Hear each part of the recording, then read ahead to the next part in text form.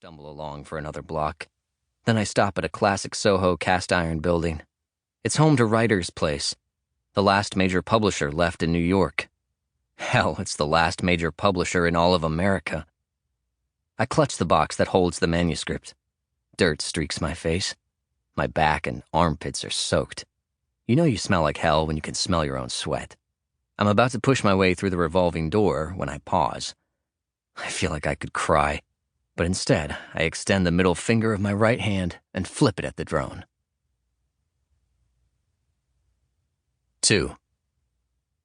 Anne Gutman, editor-in-chief and publisher of Writer's Place, greets me with her usual warmth. "You look like shit," she says. "Thank you," I say. "Now let's get the hell out of your office and go someplace where we can't be watched." "Where'd you have in mind, Jacob? Jupiter or Mars?" "Christ, I can't stand it," I say. "They watch me 24/7. She nods, but I'm not sure she agrees with me. I'm not even sure she cares. I lean forward and hand her the box. "What's this?" she says. "A gift?" "It's the manuscript.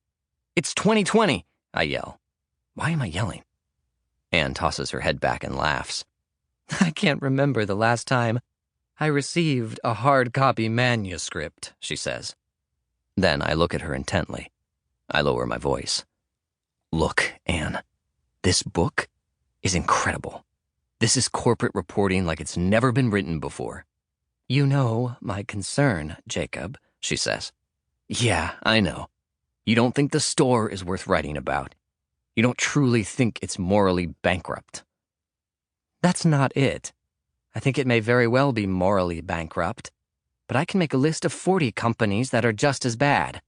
I don't think the store is inherently evil.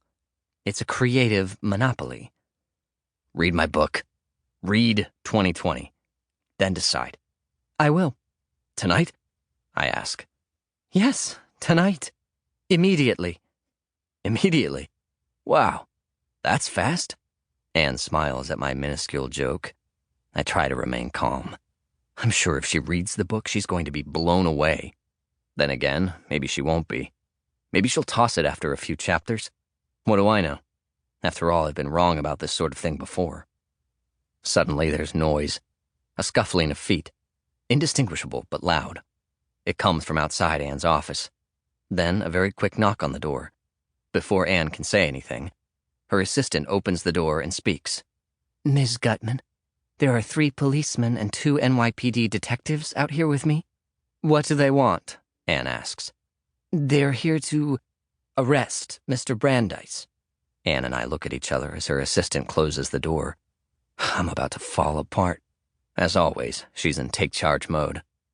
"You go out through the conference room. Then take the back stairs down and outside. Find a place to stay." Anne hands me some money from the top drawer of her desk. I turn toward the conference room.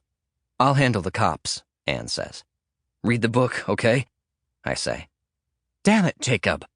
Of course I'll read the book." She walks out her office door. I also start walking. The last thing I hear her say is, "Good afternoon, officers. How can I help you?" 8 months earlier. Chapter 1. My wife, Megan, wrote an evite to our dinner party that was like Megan herself. Funny, sharp, and a touch mysterious.